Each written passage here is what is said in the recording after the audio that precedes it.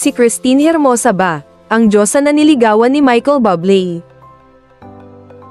Totoo bang niligawan ng Canadian singer-songwriter na si Michael Bublé ang Filipino actress na si Christine Hermosa? Ito ang tanong ng netizens matapos ibuking ng The Voice USA Season 26 Grand Winner na si Sofronio Vasquez na mayroong niligawang Filipina si Michael kung kaya't ganoon na lang ang pagmamahal nito sa Pilipinas. Si Michael ang coach ni Sofronio sa The Voice USA, kung saan siya ang itinanghal na pinakaunang Pilipino at Asian winner ng prestihiyosong singing competition sa telebisyon. Dahil sa pagkakapanalo ni Sofronio, kaliwat kanang interviews at TV appearances na yon ang kanyang nilalabasan, kabilang na ang kapamilya noontime show na It's Showtime.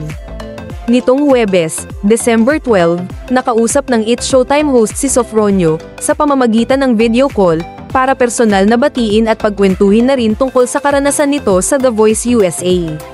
Malaking parte ng singing career ni Sofronio ang It's Showtime dahil sa segment nitong Tawag ng Tanghalan, ang singing contest ng noontime show, kung saan 3 beses siyang sumali, ngunit bigong naiuwi ang kampyonato. Bukod sa pagiging coach nito, nagkakasundo rin daw sila sa ilang bagay katulad ng pagmamahal nila sa bansang Pilipinas.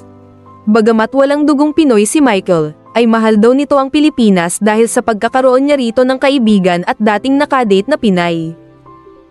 Ani Sofronio, masaya po ako na, along the way, sincere, at totoong pagmamahal yung galing kay Michael Bublé para sa Pilipinas. Shiner po niya na mayroon po siyang deep connection sa Pilipinas, kasi kumpare niya raw po si Martin Nievera, at mayroon daw po siyang nakadate na kilala nating lahat na diyosa sa atin.